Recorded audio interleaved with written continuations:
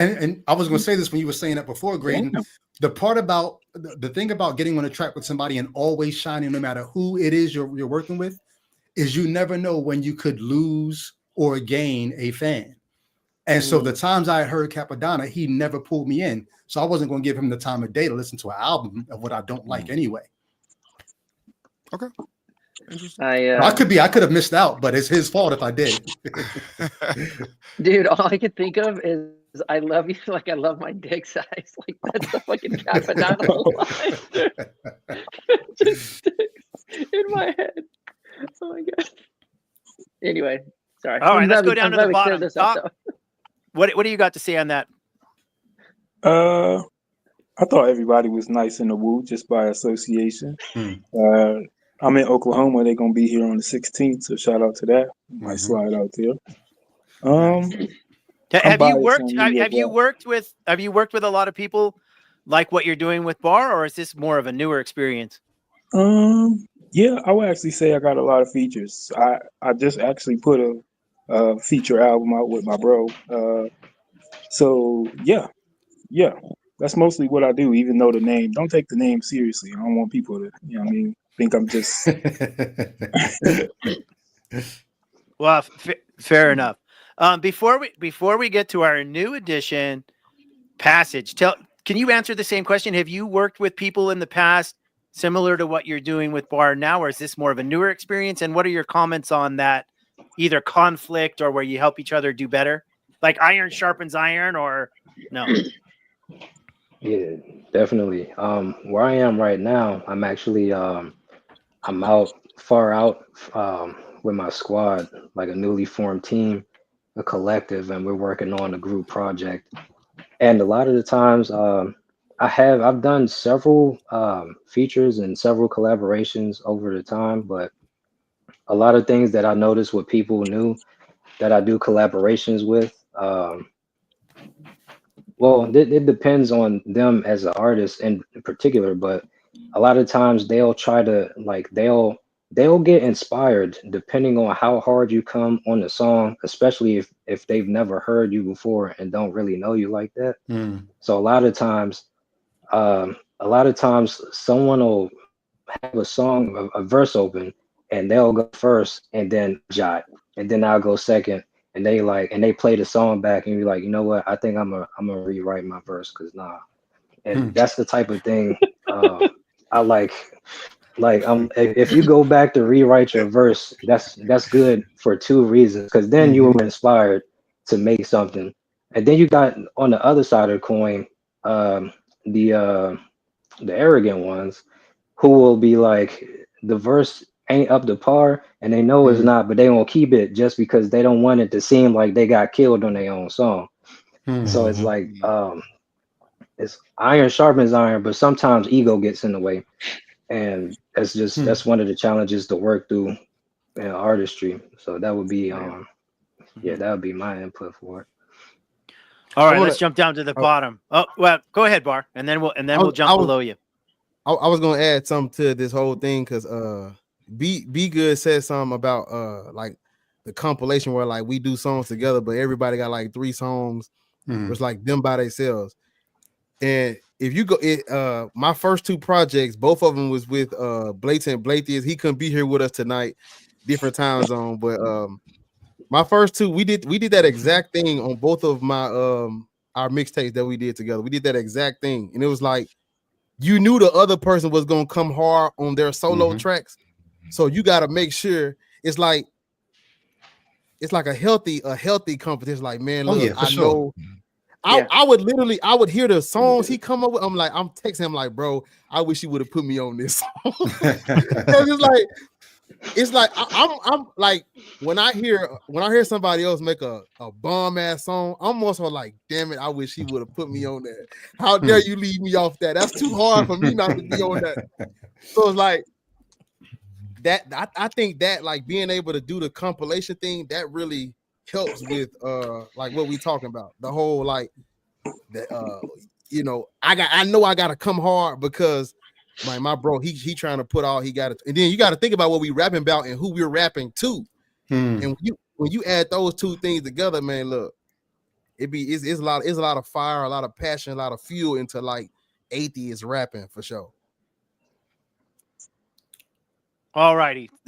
Jay says I think when you rap in a group, you put the competition aside and enjoy creating together. I think a lot of rappers would benefit from being in a band.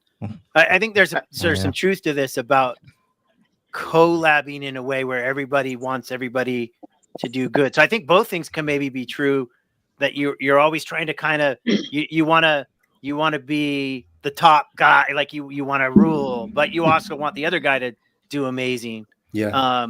I think obviously it's a little bit different when you're say in a band, because if you're the drummer, like you're the drummer, like who are you competing against? Just yourself, right? But if you have two people that are lead singers or rappers, then obviously you're comparing singing to singing, as opposed to, it's not like the guitar player is going to look at the drummer and say, hey, you're not playing the guitar as good as me, because he's not playing the guitar, right?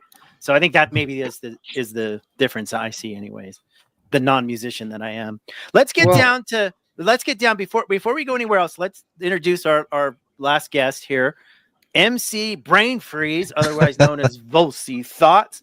You and I have worked together on some stuff, dealing with Christian apologetics and slavery and a lot of issues, and you and I have some other stuff planned for the future. You're one of those like little teeny channels on YouTube that I just love, because you're smart, you're intelligent, and I'd like to see you get out there and share your stuff. Tell us about your relationship to hip hop rap, and you're also a PK, right? I am a PK. Yeah. Okay. So what's PK stand for? Pastor's kid. Yeah, pastor's kid. Well, somebody else just said they were a PK, right? Wasn't that you, Top? Yeah, me too. Yeah. So, well, I'm a PK as well. My mom was a pastor, so that seems to be a common thing with people that get in this space and want to talk about this stuff. We were often groomed to be leaders, pastors, and speakers. So, go ahead and tell us a little bit. Were you introduced to music as you were being groomed to be a Christian leader, or did that come later? Well, I was already I was born in the 80s, right? So the first rap song I remember ever hearing was Brenda's Got a Baby. Like, I think that came out in like 1992. That was the first rap song I ever heard, and I'm like, what is this? Yeah, I mean, because it sounds like how everyone around me speak. Yeah, you see what I mean? So that was the first time I was actually introduced to a rap I could remember. I'm pretty sure rap was playing around me before, but that's the first one I actually could remember. You know what I mean? And ever since then, I've been a fan of Tupac. Ever since then, R.I.P. But being in the church, being groomed to be like the leader, because how it is in the church, the men are going to be the leaders. You feel me? And the fact that I was a pastor's kid, people would come to my church, all the time, and we would see rappers come up to the church. You know what I mean? There was always like people visiting and stuff like that, and there was always I was in a choir. First of all, I was in the tenor, and there were always rappers. People, the drummer in my church, you mentioned the drummer. The drummer in my church was actually a rapper, everything like that. So I was one of those kids. I was quiet and I was bookish, which is where the term brain comes from, because we were all used to watch that show Arthur, and one of the characters was named Brain, and people were like, hey, he's a smart guy who wears glasses. I used to wear glasses when I was a kid. Like, let's just call him Brain. And even now to today, like all my friends from back then, they still call me the Brain. That's just been my name ever since then. I'm the Brain. And when I first wanted to rap, I wanted to rap because I said, this is the best way to spread the message. You know what I mean? Because everybody in my all my peers were listening to rap. Of course, this was around 2002, 2003, 2005 time. The album that came out that lit a fire panic on everybody was the Carter, Lil Wayne. You know what I mean? Matter of fact, I was listening to that song. I was listening to that album just today. I listened to the Carter. Amazing album, amazing piece of work. So I wanted to kind of be the Christian Lil Wayne. Yeah, you know what I'm saying? So I got to come up with a name. I'm going to be the Christian Lil Wayne. You know what I mean? I said, you know what? Everyone calls me Brain. Everyone knows what a brain freeze is. So I said, all right, everyone is not going to call me MC Brain Freeze. You know what I mean? That was going to be my rap name. And I still remember the first rap I ever wrote. So I'm curious real quick. What year was this? This was in the 2000s, early 2000s, And you 2004, had 2005. MC as part of your name? I had MC as part of my name. Mhm. Wow. Okay. Yeah, AC as part of my name. I call myself MC Brain because it just couldn't be Brain Freeze. So I Right. just said, let me call myself MC Brain Freeze. That people could get it, people could understand it. And I still remember the first rap that I ever wrote. Corny. So corny. Yeah, I mean, I rapped it to my wife the other day, and she laughed her pants off about it. Hey, So it's like, you came late. You came late. Before you got here, everybody rapped their first rap song a cappella. So go. all right, how was it again? I still remember the first 4 bars. I said, my name is Brain. I got God on my blood and Jesus on my skin. My life is full of sin, so I know I'm hell bound. Can't wait till that day when them trumpets sound. Until that day, all I gotta do is pray. I don't need an AK-47 to go to heaven. Y'all just love sinning. I don't know what the point of all this killing. And that's all I remember. That's it. So Michael Beverly is going to go to hell for lying to you just now. Yeah, that's right. Well, I'm already hellbound, and Pretty it sure we're already doesn't there. matter to me. I don't make a sound. I just like to rhyme because I'm white, and I do it all night. As you can see, very corny. Very Yeah. corny. Well, I mean, that's probably the first of everybody's. That's a good segue. Let's just start at the top and just go around in a circle. Give a little story of your first writing that's embarrassing. Like, go ahead and embarrass yourself. gosh. Start with you, Buck. Oh my God. So, oh yeah, here you go. All right. So I was like 12 and I had like a stereo with a tape deck. I don't know if you guys remember. It's like this plastic thing. It's about this big and has this brown piece of magnet. Anyway, you're stupid. I didn't have a mic, but you could use your headphones, like the little, those like little, you basically use as an antenna. And so that was the mic. And I was rapping over, it was Onyx and Dr. Dre. Cause like they were like the instrumentals I somehow had, I think from like a B-side of another tape. And I go, it was like, what's up like that? My voice basically sounds like it does now. I was like, what's up like that? What's up like this? You get a fine girl and then you get dissed for some other guy who didn't have a chance in our lives. I thought we had romance. It's like, what the fuck, dude? You And Oh I my still God. rap, actually. you were real cute when you were young. Yeah. Yeah. a couple Okay, years ago. Oh, man. let's shift over to Great. And what story about your first learning to write lyrics and stuff? And feel free to embarrass yourself, brother. So I don't think any of it's really embarrassing because I always look at it as sort of a progression on a timeline, and that shit happens to be the beginning. I do remember the first couple of bars that I wrote though. I think I said something like, and can we cuss on here? Yeah. Cuss on here? Yeah, I think I fuck said yeah. something like, I'm coming hard as fuck like advanced mathematics, busting holes, calculating foes like Final Fantasy Tactics. Nice. Way to be modest. He's like, That's it's funny. pretty Yeah. good. This is my That was the line. first thing I ever wrote. I was a day before my 18th birthday, and I just got put in the box because I just got into a fight in juvie hall. All we were allowed was a little thing of paper and a little pencil, and that was it. And that was what I wrote. And Wow. I thought Well, that was I it. I mean- thought all I needed. I really thought all I needed was 2 bars. I didn't know I needed more shit. Mm. You know. You need Yeah, To be 16. fair, those are the only 2 bars you need. Well, I mean, I don't know. I feel like it's pretty butt now. I don't know if that's anything passing the smell test these days, but you know, as for a 17, 18-year-old me in 1998, Wow. yeah, Hey, look, if you don't want them, I'll take them. you're gonna have them. You're gonna have them. I never used. You guys that, heard it. so You guys You're heard it. gonna More than welcome. re-record. You're gonna re-release that. You're more All right, than let's- welcome to that, dog. Let's drop down to bar. Say you got you now. I admit here you got to what you have to follow up on here is great and set a high bar. Yeah. Well, I No. only rap 2 bars though, so it's the pressure is, if anything, is just on whatever the first 2 bars you wrote, because I don't remember anything else after that. My first time ever realizing I could rap, I was in the 4th grade, and the principal at the school, she had me come up with a multiplication rap. And so my very first rap I made, we went to a studio and recorded it.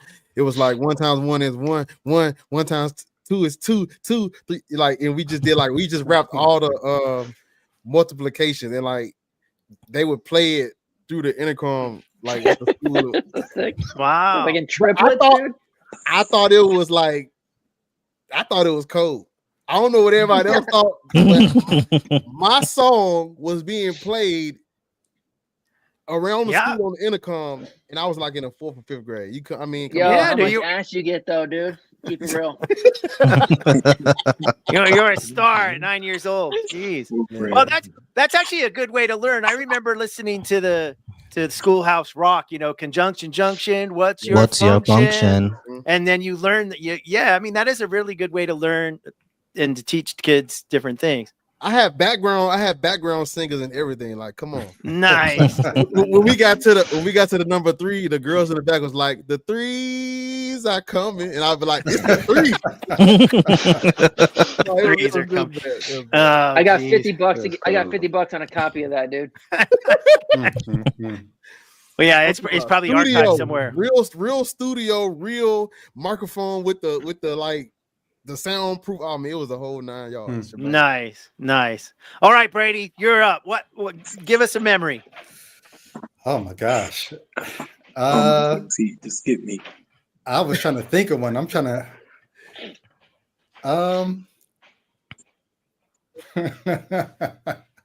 I had an old song. I was always conceptual, so I had a song called "Highway to Heaven." One of my first songs that I wrote, "Highway to Heaven," and I'm talking about Jesus like a car. I'm getting in this car and going to heaven. One of the lines in the song says something like, because Dodge, Chrysler, Ford can't do the job like Christ the Lord, and something like that. That's smoking hot. That's pretty sick, though, dude.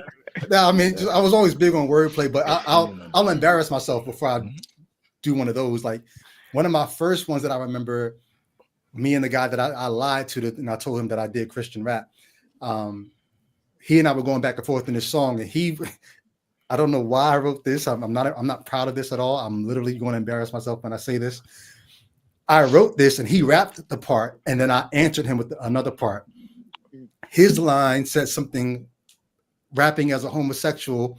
Well, it's my body. I was born this way. So how can I help it if I was born gay? And then I answered him saying, well, I was born into sin, but I've been born again. And unless you've got Christ, there's no way you can win. And I thought that was just the hottest line at the time. So, but in that world, it was, and it still would be probably in a lot of places. You know what I mean? It would in that paradigm. In MAGA world, I'm sure. Yeah, they'd be saying, brother, you're helping to save people. God bless you. God bless you. All right, let's slide over to Passage. What do you got? You've had time to think about this now.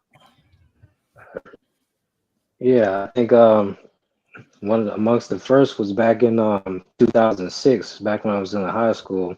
I had a crush on this girl, and this was back when I was really just starting to get a feel for it. And I think I wrote something. I only remember the first 4. I was like, "I love you, girl. I want you, girl. Come over here so I can hug you, girl." And then woo woo woo something. And then I got clowned the entire week for that. Her friends laughed at me. She laughed at me. Needless to say, that didn't get anywhere. But I was like, no ass. I'm not writing for girls no more. Yeah, no ass. Only laughs. I was like, all right, full scarred. Damn. Yeah. All right, let's drop down to Top. What do you got for us? I've always been hot, so I don't remember what the bars is, but my dad was a history teacher also at my school.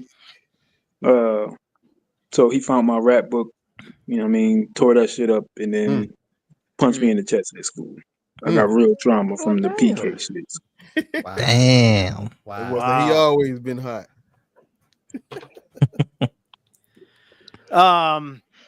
Yeah, that's a sad story. Yeah. I'm curious. Why'd you pick the pen back up after getting punched in the chest by your dad? Mm-hmm. Was it rebellion, or was it just love for the culture, or what? Yeah, both. Addicted to write and mash it. I wish I could see my notes on my phone. I got like 3,000 raps from who you telling 2024 to now. Man, I'm with you. I'm right there with you. Wow. Well, that was. I'm sorry that happened. I'm going to assume you use that for a little bit of motivation and inspiration. Now I know, like in my life, I feel there's things I think back on that were very ugly and traumatic, relating to fathers and stepfathers and family trauma and church trauma, and I use it for kind of motivation. Do you think that's fair to say that this motivated you to work harder or to try harder? Oh, that's a fact. Yeah, I got motivated by the chest punches. Yeah, no. I mean, a lot of trauma comes with like y'all was saying, grooming young children with religion and church in general and stuff. But I think it could also be balanced by the connection to people and family and stuff. So I mean, I always like to write. I always like music. I play instruments in school and stuff. So I mean, jokes aside, I think my love of music was cultivated by the feeling I get listening to it, the impact that words can have if they used correctly. So, very nice. Well, you've changed back to Volsy Thoughts over there on the bottom, right? Yeah. Give us something embarrassing. I already did in the beginning. Oh man, that's right. That's right. Okay. We're gonna switch gears here, and I'm gonna go first on this one. She's about to die. One of my favorite, and I don't know why. Maybe you could psychoanalyze me why this particular section of a song hit me so bad, but it's this. You guys will know the lyrics when I read them. I'm not going to try to sing it, but it's "Let's get gory like a Tarantino movie. Don't want to talk it out. Can we fuck it out? Because we're going to be up all night. Fuck a decaf. You're saying I'm a tall thug. Guess I'm a giraffe. If you want safe sex, baby, use the knee pads. Freaky with the sticky icky, baby, give me kitty kitty." I love that whole thing, that whole image of the Tarantino. So no, I thought when I first heard this, I'm like, holy fuck, that's so clever to make a sexual romantic song with a bloody Tarantino thing. Like, so to me, that was just so fucking clever. But what I want to ask you guys is kind of now the opposite. We just kind of went through some early embarrassing or maybe not polished stuff. Let's hear something that you're like feel good about, proud about. You think kind of rings a bell in your mind, like you thought, okay, I was really channeling the spirit or channeling the muse that day. If you're good to go, Buck, let's head up to you. And I gotta start with me. So yeah, all right. So I got a couple options here. We could go like a little more serious or a little more funny. I'll let you guys decide. Well, you want us to do a vote? I vote serious. Oh, you want serious? You can be both. You can be serious and funny. Yeah, true. Don't confuse the matter here. Okay, I need one or the other. Otherwise, I'm gonna become paralyzed. All right, I vote serious. I vote for funny then. Fuck it. So we got two serious, one funny. I want to hear a serious one. Serious. All right. I'm always about the serious, so yeah, make us think, Buck. Oh God. Okay. So, oh God, I said. All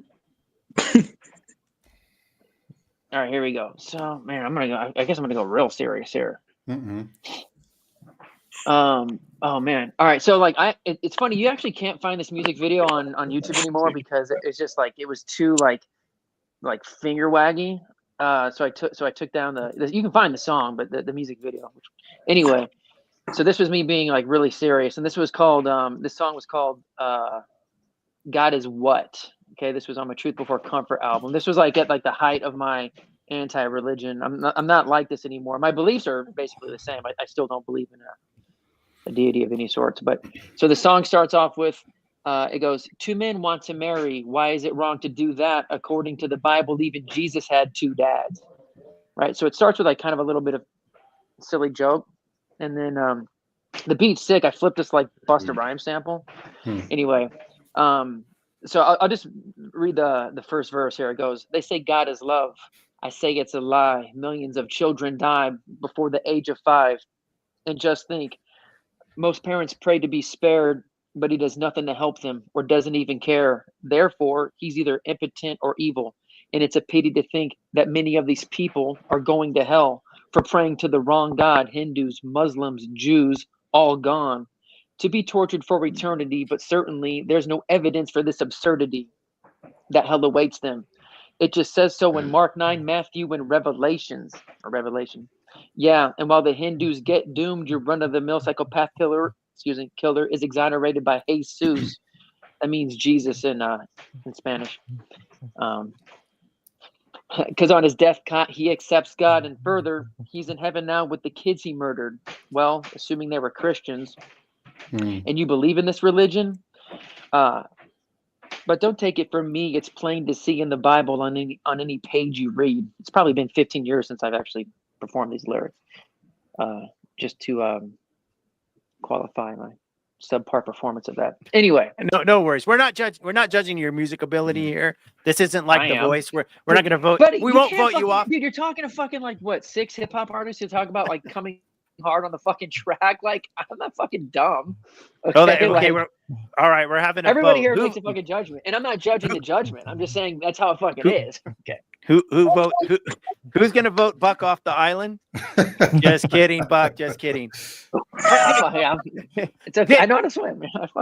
Hey, so those kind of lyrics, when you come on that strong, that that in your face, was that? What do you look back at that as being cathartic, and you were still learning to be like how to give a message without shoving it down someone's throat, or was it more like, fuck you, I'm shoving this shit down your throat because your religion sucks and babies go to hell, or or is it a little bit of both? This is a nice contrast here. I mean, I haven't given you anything to contrast it with, but like that song for me, like I wince when I hear it. Like, don't get me wrong, like it's sick and the beat fucking thumps, and the lyrics to me are like on point, but my tone is just, it's so much like, that style of religion that I was rallying against. You know what I mean? That like in your face. And again, as I started to sort of like de-atheize, I don't know, like I'm still an atheist, but I just didn't care to argue anymore with people.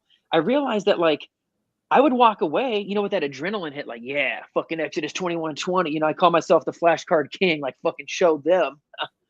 But it's like I didn't move them along any further, like toward my side of things. I just felt good when I walked away. Who the fuck is your side? And so it's like look, there's being right, and then there's being effective. And by the way, I'm not even saying that I'm right. I definitely thought I was at the time. You know what I mean? But it's just like so yeah, I don't know. For me, yeah, to answer your question, if I were to do any sort of religious stuff now, I would want to package it more with a little bit of like humor, probably more in like a story, so that you're hearing it passively, so like you hear it happening to you, and not that it's like confronting you. Because I feel like that's a lot to take on, especially if you're still very much on the opposite side of things, right? Whereas like if you hear a story, it's kind of like with comedians, right? You hear a joke and like it makes you think. It doesn't just like close you off right away. Whereas like if I'm coming at you like, well, what about Exodus 21:20? Huh? And you're like, whoa, Jesus is love. And I'm like, not right here. And you're just like, fucking singing songs on Sunday. And I'm like, fuck. So yeah, I feel you, because the same thing happens when you're just trying to have a conversation about this stuff. That dude, I argue more with like atheists anymore. Yeah. I mean, I haven't argued with anybody in a long time, but when I was like backing off a lot, I would like kind of get in little tussles with atheists, because I'm like, dude, I understand where you're coming from, because I get it, but like that's not effective, dude. If your goal is to get people to like say deconvert, or to like maybe change their beliefs, you got to meet them where they're at, dude. You know what I'm saying? You can't just be coming at them like, well, fucking this and that and proof and proof and proof. Obviously, fucking proof hasn't been working this whole time. Okay, you know what I'm saying? Like, so sorry. Yeah, Anyway, I well, interrupted you. No, Hey, for the record, those rhymes were dope. I don't know if Hey, thanks, buddy. Yeah, dog. Like I thought the phonetic rhyme theory and that was sick. Thanks. I'll send you the unlisted YouTube video. Yeah, maybe you could be a ghostwriter for No thanks. grading square. Hey, before we carry on, before we slide over and Graydon answers this question, we did get a $10. Thank you so much, super chat. Love this convo. Question: where's the online community to discuss ex-Christian rap? I used to hang out on the Christian hip hop message boards and break down lyrics. What is it today? Discord or Reddit? I don't know the answer to this question. I literally did a song called X-Gen about being an ex-Christian. I'm not sure if they've heard that song or not, but can we get a link in the chat? Somebody have a link? A link to which? To the video? Well, I don't know if there was ever a video for it. I think there was just something. Bummer. But yeah. But I mean, it's on YouTube. I mean, I'm sure someone's got a version of it on YouTube. Probably. Everything's on YouTube. I mean, pretty much. Is there? So, are you guys aren't aware of any online communities that discuss ex-Christian rap specifically, or there? I mean, there must be. There's communities to discuss everything. I didn't know that half the people on the screen existed until I jumped on this live. So that's the thing. It's like I call it because when I first went to the studio, because I used to like record all my music in my car with just Apple earphones. But when I first went to the studio, and the engineer, because I told him before I record, I was like, "What you about to hear? You probably don't usually get people come in here and rap about what I'm about to rap about. So like, if you are a Christian, don't press, just ignore me because I still need this session." That's what I told him.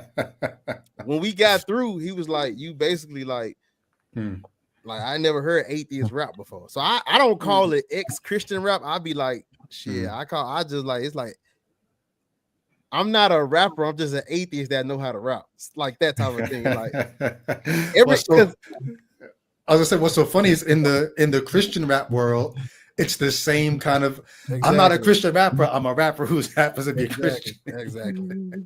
Yo, Black. You think we can convert anybody with any of these tracks? Well, I think. I feel like people who. That's a good question. I wouldn't say we could like deconvert somebody, but I think it'll get the ball rolling and make them think like, damn, what he just said. And I purposely was trying to put little nuggets in. It's like if you listen to what I just said and you really like let that ponder on your mind, I'm not really rapping. I'm really talking to you. I'm telling you some shit. Like I'm teaching you some shit you might not knew. I'm telling you some things that people won't tell you on a regular basis. You won't even hear people like there are people who like are conscious rappers that are like say things like look within and be yourself and all that, but like nobody really condemns religion the whole fucking 2 minutes they own there. And so it's like, but because you got to think. The reason, the whole reason why we started doing this, or why I started doing this, is because I'm like, I listen to rap, but I want to hear fuck God in the song. I do. I want to hear that. Yeah, bitch in the sky. Fuck that. I want to hear that. I need that blasting when I'm on my way to work. Help me get through. Help me stay sane. I'm like, nobody won't do it. Fuck it. Give me I got it. Let me go do it. And look at what you have. You got it like, damn, hey, Black, let me get you on a song. Hey, Black, let's do a song. Now it's eventually coming to a point where we're gonna have ex-Christian rap community that everybody can come to, and like, people hit me up all the time talking about a song. It's like I'm like, bro, all you gotta do is hit me up and send me the beat. I'm locked in. I'm ready. So that's fire. Somebody in the chat with the "Don't worship God." That don't mean I ain't spiritual. Yeah, exactly. That's who said that? That's crazy. Because hey, look. That's crazy because that's in one of the songs we just came up with. We wrote literally. So it's like Hey, a lot somebody's already stealing your lyrics. Let's get. Is anyone a It's lawyer already in the in there. house? No, that's my homie. That's my homie. I played I'm his just kidding. I'm, Oh, you let him hear that hot shit. Oh yeah. Mhm. that hot shit. Fire, Hey, man. you know Uh, something, Bar? I was thinking the other day that if you ever become like really, really big out there, really, really famous, you and Lecrae might have some beef. You know, what I mean, you know who Lecrae is, right? The Christian rapper. I do know who that is. Yeah. I know he gonna throw shots your way. He gonna throw shots your way, bro. Yeah. I think Because that's Why wait till it gets like big? Let's just do it now. if you Yeah. because I ain't gonna lie. I'm one of those. I'm not your like I'm not here to, and I told Michael this, he already know. I'm not here to debate them people. Like we can't, I can't date. I said date, Lord. I can't debate mythology with you. No, people need to hear that, you know, if bullshit is bullshit with a period at the end. And it's like I don't know how to sugarcoat what I just said. And I just put what I just said in a song. And it's I like, think like uh-huh. I think like it's three people who dealing with theology. Three types of people. It's believers, and then those who have like blind faith, and then my homie who I actually shared the tracks with, children of God. And I think especially as a non-believer, I think some of the time, most of the time, you talking to people who on the opposing side of that, you're talking to a brick wall. And then Yeah. some of the time, you're looking at people over a fence. And then what make my homie our relationship so imperative to me is like we close to the fence. Like he got a leg through the fence. We shaking hands over the fence. Every person that believe in some way, it's not necessarily just pointless to talk to them and have the debate with them. And I think they can accept the message for the most part what it is. Now when we on the track just saying fuck God and shit, I think it's hard for somebody who hold that to a higher degree for them to maybe accept that. But I think most of the time you're talking to a brick wall. Like TD Jake's gonna hear the first track, he's gonna hear Idols and cut that shit off. They're just the way I started it. So Yeah. I think most people are gonna be closed minded to it. Now, I'm sorry. Go ahead, Bar. I was just gonna add to what Top saying. I literally and like the music that I'm making is for me. So I'd be like, I get messages all the time. Me and Blathy has made a song called it's called A Tone. People have DM me on Instagram paragraphs like, bruh, man, like this song really moved me. I literally had like watery eyes listening to it. I'm like, that's who this is for, because a lot of people can't express what they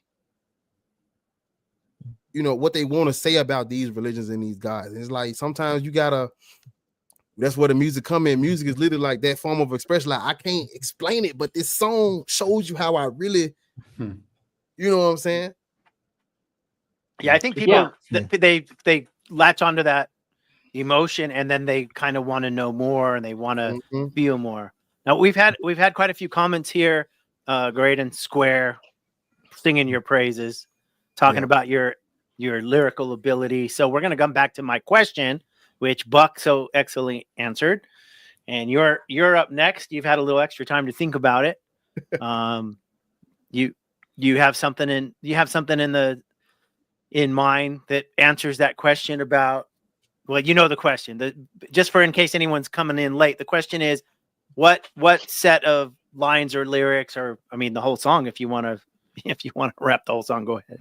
But you know what I'm saying? Like what? What's the question? He knows. You're on mute. You're on mute, Graydon. My bad. Yeah, No, I was just sort of just considering the sort of higher order implications of the sort of question, because this is gonna sound weird, man, and it's gonna sound weird. I don't know if I mean it literally, but I mean it as close to literally without being literal as I possibly can, which is I believe in the hip hop gods. And when the hip hop gods ask for sacrifice, meaning they ask you to rhyme, you're always obligated to rhyme, or they will take that from you. And I truly believe that in my heart of hearts. There are people who gave their life to this craft, gave their life to this art. And so if you have the audacity to call yourself an MC in any incarnation and somebody asks you to rhyme, I'm telling this to everybody who ever wants to do this, you have to say yes. There is no other answer. So anyway, but I'll go with this rhyme. Gorgeous disguise. I sit at the bar of infinity, ordering lives, whether joyful bliss or horrid demise, torn the pleasures, absorbing the cries, inordinate size. Prize, it's cheers to the misery. Why there's even something at all, peers through the mystery. Science is the artisan's god. Here's to the ministry. No, I don't need linear cause. History's history. Fire. Yes. Wow. That's dope. Thank you. What's that from? You're a bad man. Yeah, you're bad. Okay, listen. You're a bad man. The rest of the rest of the night, we're just gonna sit here and get a lesson from you, Graydon. Could you Oh just no, continue? no. I'm getting lessons from all of y'all, man, because I feel like we all have something to teach. Here's the thing about this. So I've been involved in martial arts my whole life, and when you go to somebody else's gym, it doesn't matter what you've learned outside of that gym. You go in there with the intent to learn what that gym is training, right? And you can come out from whatever gym you've trained at, whatever style and craft you've trained in. But when you go into that other gym, you go in there humble. And I always feel like whenever I'm training with other martial artists, I always come in there with the sort of intent to understand and intent to learn. So I don't ever look at it as, oh, I'm just this guy trying to tell everybody how to do anything. Everybody in here who has put time into this craft has something to teach me about this craft. Otherwise, they wouldn't be on this call right now. So I feel like whenever the sort of it just goes back to the hip hop gods. I mean, I know we're all atheists, and I've explained my sort of definition of or redefinition of atheism the last time we were together, Michael. But ultimately, I feel like when the hip hop gods demand sacrifice in the form of rhyme, you should probably deliver. What's that? Amen. What are those lines from? What song is that from? There's a song I did called "History's History." Okay. Yeah. I could spit some other stuff from there too, if you want. I mean, I don't Please, know please do. I said, I knew it from the song's title. If all tribal, my crew set to hunt you with long rifle. Attack of the fates is lost kaiju. Heed the gravitational space. I'm raw tidal. Puzzle the poem, it's all haiku. Peep the ultra combo to face. I've called spinal. Leave the aberration in place for all cycles. Lord of lyric is born, sworn in with visions of war, hordes of the billions of swords lied to. That they tagged me a heartless heathen, when after we pulled off a successful departure sequence, half of me was mad while the rest of was hard to see that the blasphemy to mastery path is a part of genius. So they target us now. We were helping these monkeys climb up the Kardashev scale, leap from the tallest of tales, and creep from the harshest of hell, seen in the demon's quelled spell from the start to the hailed legion. He can tell tales through his art to the frail deacon. A planet of fools with nations that can only take you where animus rules. Distance, fate splines and kismet, baselines elate mind, space-time dimension, grace via mention. Mission finds the great climb ascended, with you and I chased by the ending. Predetermined, it's all luck. Your cards suck, so we coming over the top when we call bluff. Either promote or get your pawn stuck. You really have to have the nerve to ask what lies beyond the construct. So. All that just has me wondering who your top 5 is now. I couldn't wait for this question. I couldn't wait for the top 5 question. Because when I hear somebody spit like that, I'm trying to hear like, okay, I can see where this rhyme scheme, where this cadence, where this, I'm trying to piece together your Frankenstein.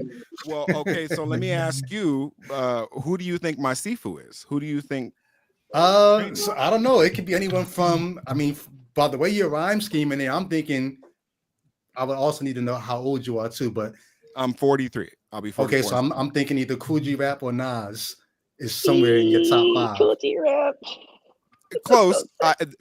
I'd say a distant nephew of Cool G Rap. Okay. So my Sifu is cannabis. Okay. Yeah, so I actually had an opportunity to train under him. We did a couple of songs together, and I consider him, if not the greatest rapper of all time, he's definitely, you know, he should be in everybody's top 10 in my opinion. But you know, when we get into the whole, I want to hear everybody else's top 5 or dead or alive, because I think that is the ultimate hip hop question in my opinion. But ultimately, it's like Cannabis was the person who trained me, who validated me, who basically made it so that I was accepted in sort of greater hip hop community. Without his sort of, you know, him co-signing me in that way, I don't know if I would have had the sort of confidence to sort of chase this all the way. But yeah, Cannabis, I would argue, I'd say a prime Ice Cube would be another direct influence for me. MF Doom, Killer Priest, who I think Killer Priest is the greatest rapper ever, in my opinion. But but yeah, I'm definitely curious to you guys, especially like to Only Poet. Like, yeah, y'all gonna be mad at my shit. I'm way New York biased. That's fine. That's cool, because most of my top 10 has I'm from Compton, and most of my top 10 has East Coast rappers in it. So I can't even. That shit's crazy. I would damn near have to do 10. All right. Top 10. Yeah. Top 10. Okay. No, I'm sorry. I hijacked Michael Beverly's question. I'm sorry. Before we get to that, nobody's getting off the hook scot-free here, because the question is, or not really the question, but more the ask is, give us a top few bars, lines, or you can go a whole song if you want, like something you feel really hits home and that you know inspired you or inspires you, or you know the question. Do we want to go top or bar? Which we want to go left to right or right to left? See, bar, we could just do it. We could do both at once. Just play that. Just play that False Idols, bro. They've been wanting it all night. Just play the Idols. Man, bro. look, I'm telling y'all, when y'all hear that song hard, man. But I go first. Like, I got a song. Man, look, when I first heard the beat of the song, it's like, damn, I couldn't even get through. Like, I ain't emotional, but when it comes to rapping, I be emotional, because I'm really, I kid you not, like I'm saying everything I'm thinking. So every time when I'm in the car, I'm playing songs, it's like, bro, like I really wrote that and meant every word of that. And sometimes I be like I shed tears just listening to my own. I'm talking about me listening to the songs that I spent. That's how you know it's good, man. On. I'm like tears coming out. Like, man, I remember having hope. I remember putting. yeah. But so this verse is it ain't came out yet. It's on my new album, not the one I did with Top, but it's on the other one. And it go like this. It said, I remember having hope. I remember putting faith in the Lord just to cope. Now I'm here to let you know, having Jesus around your neck will never save you when you choke. It's hard to bear, but I still poke. And you will never see me give up with my back against the ropes. I'm trying to fix what God broke, because the blood of my people got them Bible scripture soaked. Pastor preaching we ain't nothing because he don't want us to grow. Make me walk up in your church and throw them Bibles on the floor. Only right we come together when there's nowhere left to go. People finally waking up, the revolution getting close, bars. And every time that verse play and the song go to every time that verse play, man, I get goosebumps. I just start crying, bro. Wow. When I first recorded that, I couldn't even because the beat is it's the emotion. You gonna feel the emotion in that beat when that song come in. Like, damn, this is what I was talking about. Like, man, you feel it in your chest when I rap that shit. I put everything I had. Won't save you when you choke. That's fine. Oh, I'm talking about that. What they call them damn rosaries and shit. Jesus pieces. That's what. I couldn't get that image out. I'm like, bro, they got Jesus around their neck, but he can't. Come on, man. Come on. The revolution getting close, man. I'm telling y'all. That revolution getting close. It's coming. It's coming. Okay, before we jump over to Brady, you're gonna go next, Brady. I wanna take a little intermission here, and I want you guys to think about this, because maybe we can talk. This could be another question I want to ask you about. There's a line, you guys all know this, and Hail Mary to the city, you're a virgin, and Jesus can't save you. Life starts when the When the church church ends. ends. Okay, I sang that as a Christian because it's so catchy, Mhm. but it never struck me at what the fuck he was actually saying. Like I Mhm. never got it. It's so weird to me thinking back. So I'm wondering if sometimes when people they're such believers, they can hear this stuff, they can sing it, they can feel it, but they don't get it. And I'm hoping that more people, and I think that's kind of the heart behind some of these lyrics, like what you're doing, what you just sang, Bar, is hoping that people have like a little chink in their thinking process, not because you need them to agree with you, not because you need them to be an atheist. You just want people to think it through.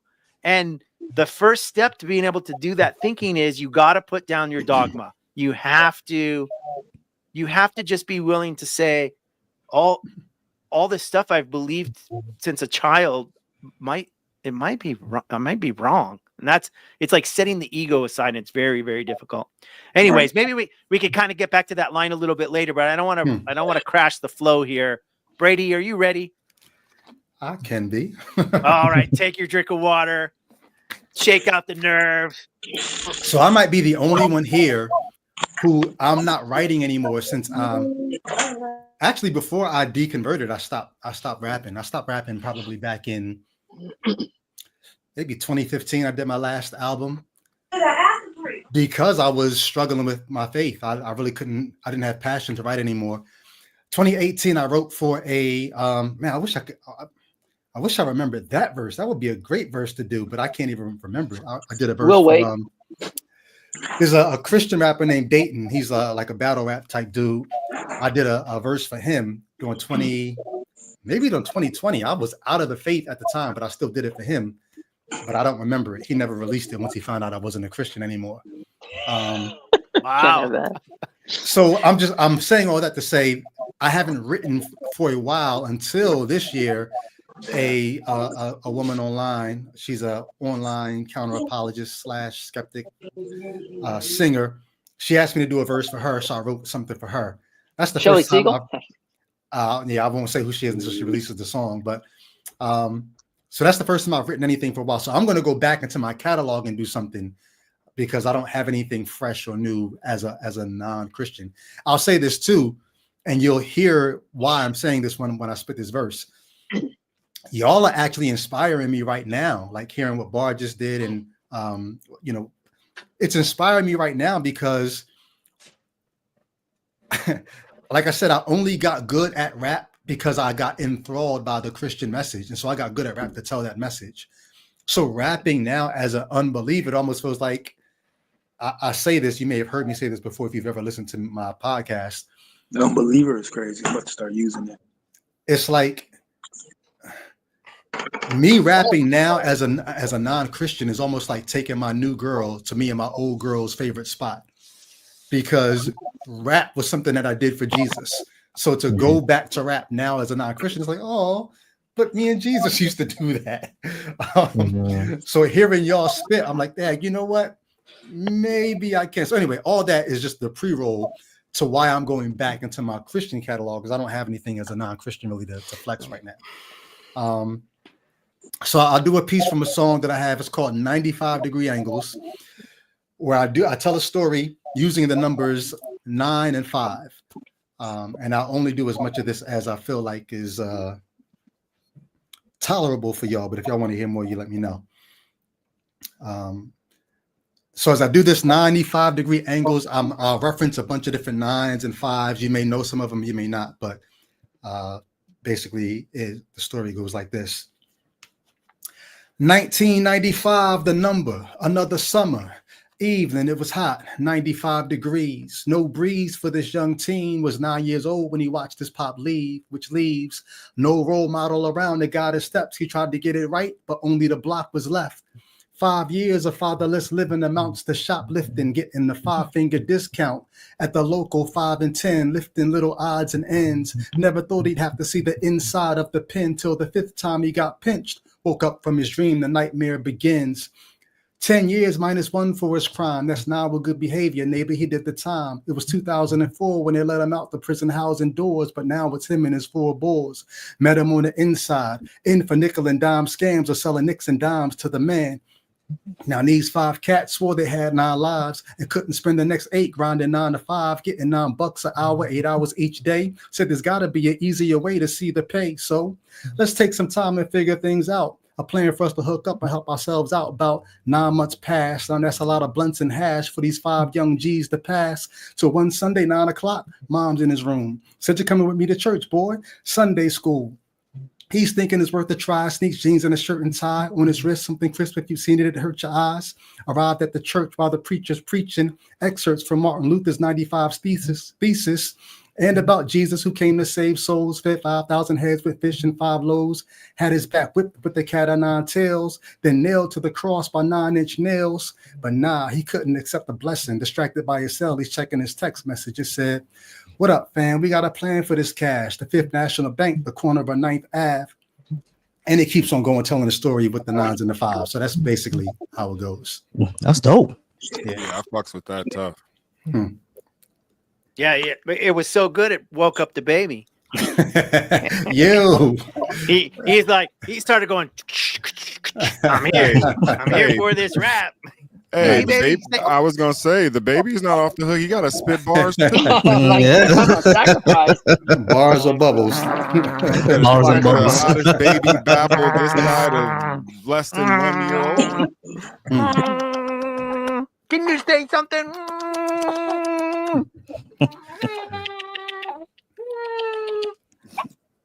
He barred everybody. Yeah, he barred us all. Bodied everything. He's still waking up. He's still waking up. Man. What do you think, buddy? Me too. Hey, say hi, everybody. I would just exit the chat. The baby started rapping. Yeah, he started. I'm actually all AI, and it was just a big. He comes out. I'm just a little baby, but I can do a rap. Bring your face over here, and I'll give you a baby slap. I got drool and snot, but my feet are gonna fail me not because I steal from him because I'm not very original. Well, we've been listening to some Spanish language hip hop. You know, he's going to be bilingual, so I got to remember to switch stuff up. So he listens to everything from Baby Shark to do Baby Shark to War Pigs by Black Sabbath, ACD, Depeche Mode. I mean, it's just Fleetwood Mac. He today we were listening to some Spanish. I don't even know what it is. Spanish. Tsunami, who was in the chat earlier, she turned me on to some Spanish, a female rapper in Spanish. I think young Migo maybe. And so we were listening to that. So you gotta learn Spanish and English, huh, buddy? All right, let's not let the baby derail the question. Poet, Top, the only poet. What do you got? I said this is on the Me and Bar album. I said acting fools, pretending that they holy and they know God is so odd. The way I'm about to, oh Lord, between Christians and Muslims, they both having a hoe off. Jews is in the Holy Land. Fuck, they so soft, calling the name of a villain in vain, trying to show off with no effects and no cause. Warn over prophets, faking prophecies with no law. They don't know their own books, and they trying to show y'all. I'd rather just say fuck you and your mom, because I'm fed up forcing these stories on my people for $. And they believe what they can't see. They colonized, killed our kings, and made us idolize, dramatize, all kind of lies, monetize. Bars. Nice. Bars. This album is crazy. I can't wait to that boy. I can't wait to listen when this comes out. It's gonna be on Apple Music, right? It's gonna be everywhere. Yeah. Oh hell yeah, definitely. Excellent. That's a bad Bar album is fire. I play that shit 10 times a day. He going crazy. Man, hey, look, y'all. Hey, I need that. Born Again is not on Apple Music because of some shit that happened with United Masters, but it is on YouTube. I'm gonna get it back on Apple Music. I'm gonna use DistroKid, but it's on YouTube right now. Y'all gotta go. Like, man, look, Definitely gotta go. That's like 4 years of Black Atheist Ranch, just build like my whole the whole thing, and it's like I got a picture with I was going to a Baptist church in a Catholic private school. I got a little picture of me with my little suit on and shit. You gotta go, y'all just go listen to that album, man. I'm telling you, the album is hard. I took 4 years on that. I took all my slow, precious time. And grading. I'm saying this because I didn't get a chance to say it earlier, but when I first like got into the Black Atheist space, somebody on Twitter had DM me, was like, you should check out Great and Square.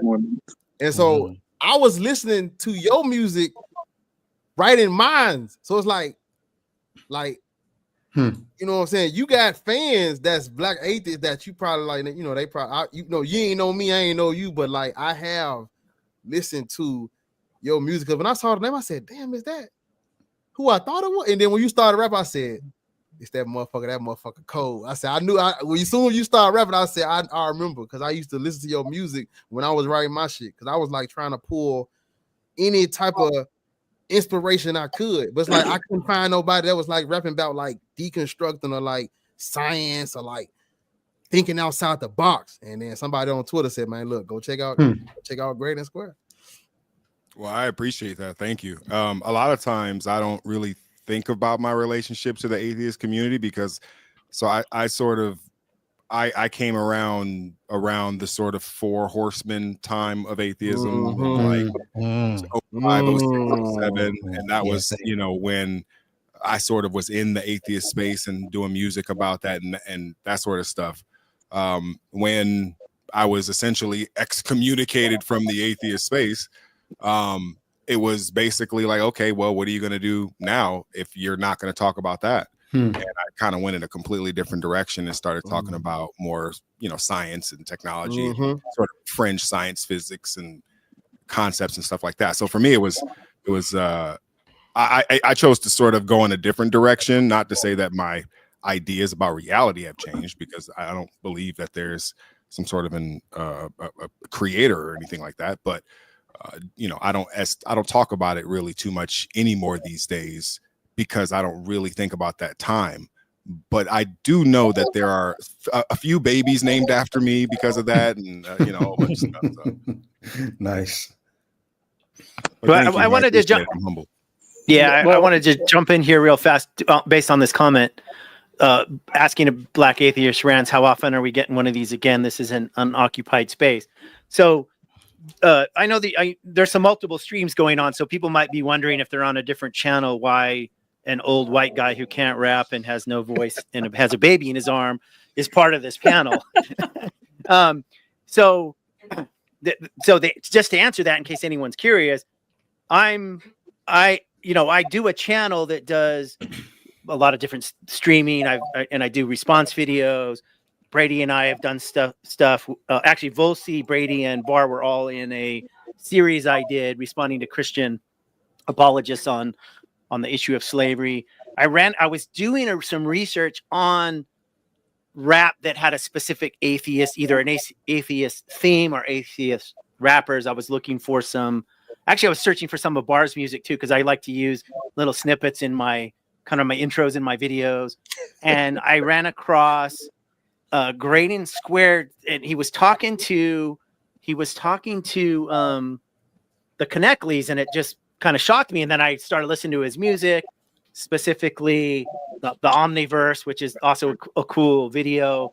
And wow, this guy is an amazing lyricist, and it's super cool. So I reached out to him, and we did we did one recording, but I broke it into 2 parts.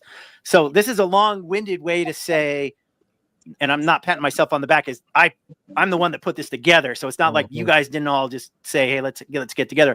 I'm more than happy to host something like this again. But my bigger hope, and I think Buck and I'll let Buck give me flowers on this one. I'm a glue person. Like, I'm a connector, right, Buck? Like I get off on making people be friends. Is that fair to say? That's 100% fair to say. Yeah. That's weaving the social fabric. Michael is the loom. You know what I'm saying? Yeah, I love that. I always thought Loon would have been a great rap name. There was a rapper named Loon with an N, but Loon, like the thread sort of thing, would have been. I thought that would have been dope. Yeah, look, Loon became Muslim and then he got arrested for drugs and stuff like that, I think. Oh, did he? Yeah. Loon became Muslim. Bad Boy too? Is he part of the Bad Boy curse? Yeah. He's part of the Bad Boy curse. Yeah, because damn, man. he became anybody who ever even rode an elevator with Diddy is fucked. Yeah, like, bro. It's a lot. Not Pharrell. Well, not Pharrell. Me and Puff hopping off the plane, both us laughing. Like he's doing fine. I love it. You tell it. Well, we got one more lyricist to go, right? Yeah, I think I was the last one. You are the first, actually. But, yeah. Okay. Can I request one thing? Is when you do this, can you take Volsi thoughts off and put your rapper name? Oh yeah. I could put my rapper name. Please. I could definitely put my rapper name. And as you're retyping that, I'll give you a second to think about it. Wait, I want to ask Graydon a question real quick. Yeah, go for it. Graydon, how does it, given, unless it's changed because I haven't talked to you personally in like 6 years ish. How does it feel, given your position on children, that you've had a couple kids named after you? That is the irony of it all, right? As being an antinatalist, it is weird to have that sort of irony, which is like, you know, I don't subscribe to the idea that it is a sort of moral good to bring consciousness into reality without its consent. But there are kids who are named sort of after me as Graydon, whatever they are. And it is unique. I will always tell people this. I'm just famous enough to know that being too famous is uncomfortable. And I was able to dial it back just enough to where I don't have to have the problems like which actually did happen. You know, people show up in my house or get my name tattooed on them and stuff, you know, stuff like that, where it's like, you know, it gets real in the field. But ultimately, like, I've been doing this for 20 some odd years, 23, 24 years. I got a long track record of kind of hopefully sowing my my lineage into the fabric of not only this community but hip hop, because I feel like you can't tell the story of hip hop without me. I don't care what nobody says. Dude. That's facts. And what's that term again? The natal, what is it? Antinatalist. Oh, antinatalist. Yeah, antinatalism. All right. Mike, you're up.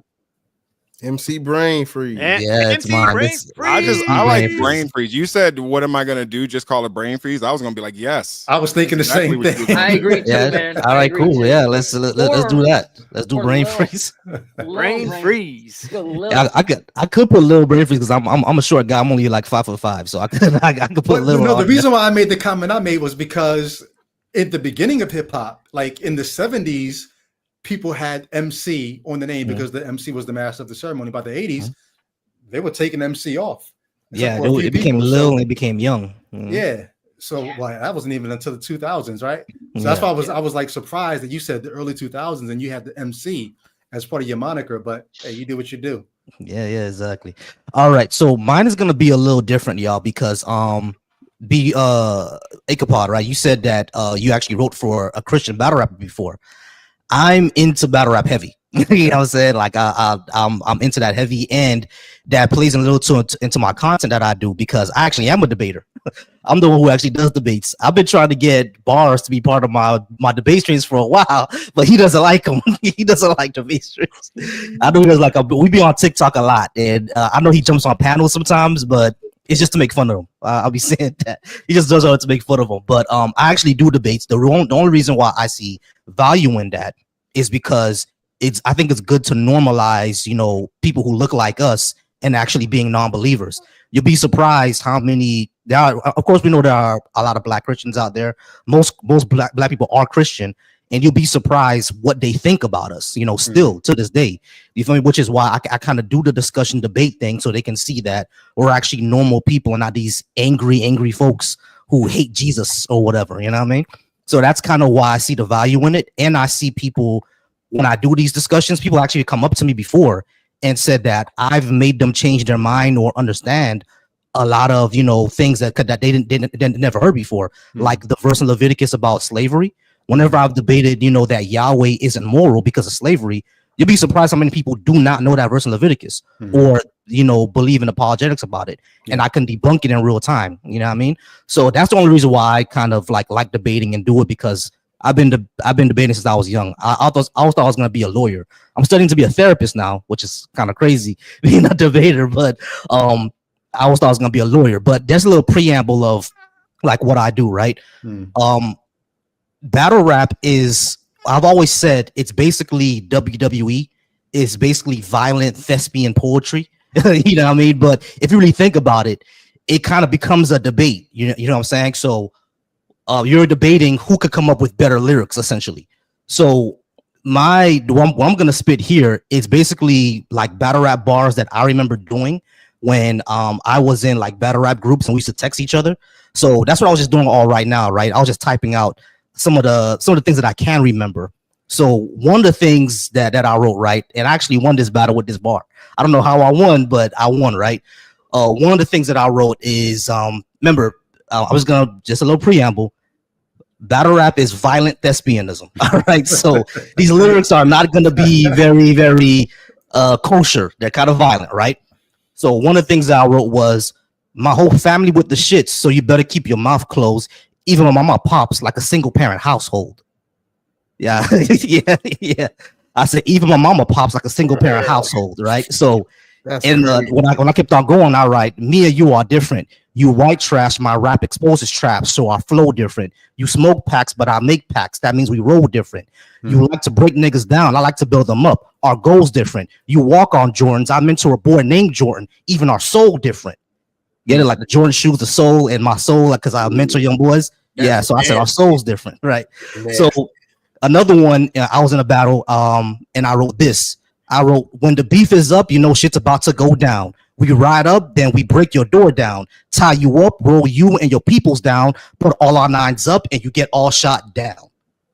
So that one kind of won me to another battle. And another one that I thought of when I was in that sphere, I was actually making fun of Christians, right?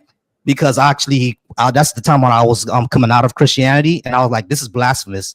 But I kind of came up with it, and I say, what did I say? I say, like, we come down the block, keep creeping up real slow. I don't walk by faith, but I drive by though. Yeah, that was another one.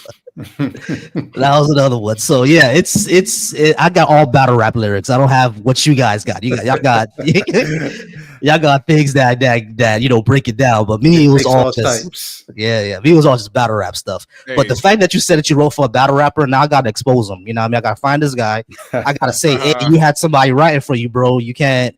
Well, no. So when I say wrote for him, I wrote a verse for a song with him. So I didn't write his piece. No. Okay, yeah. I actually, to this day, like, I still watch like the battle rap URL and all that. I still watch it every day. So yeah, I still watch it. Hearing you bring that element, I'm like, that's nasty. That's cold. That boy said mom pop like a single parent household. Yeah. That would have gone crazy on Gnome. If I said even my mom pops like a single parent. That's hard, bro. Yeah, that was hard. But yeah, that's kind of lyrics that I do. But yeah, it's fun. Battle rapping is fun. Like and I love to kind of write those lyrics. Me and I be telling my girl that she got to battle sometimes, because she be coming up with bars. You feel me? Babe, you got bars. You got to start battling. She said no, y'all. She said, it's crazy. Hey, I thought that was dope, by the way. I appreciate it, man. Thank you. Yeah, I appreciate it. And definitely gonna give you a follow, because I've been wanting to talk about hip hop and secularism for a while, because every rapper you meet, whatever award they win, Grammys, BET awards, who do they always think? It's always the same thing. They always thinking, the big guy upstairs, and we need way more skepticism in this genre, and in my opinion. You done made a song about shaking ass and shooting people. You talking about thank God. Like, okay, all right. All right. Well, all right. Well, I want to jump in there because somebody had said something about we need more black non-believers, and somebody that was AR's comment, and then somebody wrote, there are a bunch of us. Yes. There are a lot of black and other like non-white or different. There's different niches of like not just us white guys. I think that the face of atheism and the Four Horsemen and that whole thing. One of the things that I've tried to do with my channel is reach out to not just other white guys like myself. I've really made an effort for that. I'll pat myself on the back a little bit, but I'm not saying that because I want to pat myself on the back. I'm saying that because I want to challenge other people that are listening to this or come across this later, especially big YouTubers. If you have a big channel and you're not reaching out to black atheists, especially black atheist women, if you're not reaching out to some trans folks or, I don't know, Asian ex-Christians or anybody that doesn't have a voice, and you can't talk to everybody, and I'm not trying to lay guilt trips here. I'm just saying reach out to more than just another white face. There's a lot of us out here, and that's fine. There's nothing wrong with our experience. Or our experience is part of the landscape. But try to reach out to more and different people. And I think one of the things people are afraid of is being rejected or feeling uncomfortable and not always getting the answer they want. And I just got to say, look, you got to grow a little bit of a thin skin. I mean, a thick skin. You can't go into it with a thin skin. Bar and I were talking about, so Bar and I have been doing stuff. We're friends now outside of YouTube. Like, Bar is my brother. I love Bar. We talk outside of this, and he was telling me, and I hope you don't mind me sharing this private conversation. I know exactly where you're going. I don't mind. He was telling me, I want to do this more like what you're doing, Michael. And I said, brother, I will help you. I'll introduce you. I will encourage you. You just got to go fucking do it. Like, you just got to write that email. You got to reach out to Graydon and say, hey, we met on Michael's stream. I want to put you on my channel. You got to reach out to Brady because Brady does deconstruction stories. And you got to say, brother, I want to be on your show. Now, he might say no. I mean, Brady interviewed me. So the bar is low, brothers. The bar is low. Well, let me just say this right now. First, thank you, Michael, for doing what you're doing in terms of making sure that you include other and, like you said, different faces and voices on your show. And the offer does stand to everybody on the stream right now. Every Thursday, I do a show called Exit Strategy, helping people think about exiting. And I do a series called Life After Faith. I would love to interview each of you to hear your story about how you ended up a Christian and how you decided that shit is not for you. So the offer is open and standing, and I will be either going through Mike or find a way to get at each of you to make that happen. Oh, Absolutely. definitely, because I started following you, Wikipod, like probably last year, as a matter of fact, 2024. And I was like, man, when I come up, I'm gonna get on this guy's show. I need it, So yeah, definitely, I'll definitely reach out. Yeah. Wikipod, I seen I watched the whole. I ain't coming in the chat, but I did watch the whole thing. You did a stream with Durante. Yes. Yeah, Durante, that was great. Man, I sat back like, man, this is what I'm talking about. I was like, I was sitting back like this, just chilling, like, man. I tell Michael all the time, I put this shit on the big screen. I'll be watching this shit laying down in the bed. So like, it's good stuff. I have taken the step. I've been trying to like, I mean, if I showed you my message on TikTok, I'm DMing just, hey man, look, I want to start having people on the channel. I'm just sending messages to everybody. I try to be like, when I first became an atheist, the first thing I did was go to YouTube. When I typed in black atheist, Matt Dillahunty came up. Yeah. Matt Dillahunty and Mandisa Thomas. That's the first thing that came up for me too. I said, wait, like, what's going on? Like, what a black atheist? It wasn't none. Like, what the fuck is going on? So I said, you know what? Black atheist. I said, it might be time, brother. You might have to pick up your cross. Well, the funny thing is, you mentioned watching me interview Durante. When I interviewed Durante, I was saying, yo, we need more, because I knew about Mandisa, and I knew Black Non-Believers as an organization, but on YouTube, I didn't see very many. And so I told Durante, I said, yo, because of his voice and just some of the stuff he was saying, I said, yo, there's space for you. Yo, you should do this. He was like, nah, you think I could? He been killing the game. He been killing 50,000 it, followers now. He going, You know what I mean? that man, So- that man videos, those are gospels. Yeah. You understand me? So, I mean, Yep. talking about like that man is going, like, I'm just looking at him like, Brian, look, Yeah. he going crazy right now. And I'm like, man, I want to just sit back and I'm just like amazed. Like every video is like, Mhm. I'm adding That's all on his point. videos to my face. I'm like, God damn it, eventually I'm just gonna have to just go scroll down his page and add all. I'm talking about, man, dude, man. He one of my favorite. Like, Yeah, let me tell a quick story here, and if you sense that I'm jealous, yes, I'm jealous. I did a feature on him when he had less followers than me, less subs than me on YouTube. This would be February of last year. yeah, He had like 600 subs, and he reached out in the comments, "Hey, thank you for doing this." Like, I didn't interview him. I would have. I actually asked him to come on my show, but he was too big growing his empire. But I did a feature of him, and he thanked me for it, and his wife thanked me in the comments. And anyways, then he just took off. So that's the jealousy part. I'm like, so I recognized the talent long before most people did, because it was super early. Yeah, and who knows? The YouTube algos are weird. I mean, we just this is something that Bar and I have talked about before. You really encouraged me. You said, "Hey, we'll get there. We just got to put in the work, and we got to remember that if there's just one or two people listening to us, and we're telling our stories, or we're doing the work, then it's a good thing. Like somebody's hearing this message, and somebody that needs to hear it is hearing it. And yeah, we don't always have to have. We want to have the big audience, of course. I'm not gonna deny that. I want to have 1 million followers and etc. But we don't have to have that to be effective. We don't have to have the giant channel to reach people. Like, I get messages from people that thank me and little super chats, and I have some people on Patreon and people that are members. Yeah, I mean, and it feels good. And I know people get stuff. Hi, somebody just showed up and saw the two different Graydon and Be Good and Brady on the same panel. Yeah, it's awesome. It's awesome that you guys were able to do this, and somebody wants you all to do it. Got to do a track. Yeah, you guys all got to get together. I just responded to that person. I'm like, yo, I'm retired. Like, yeah, retired. I wouldn't.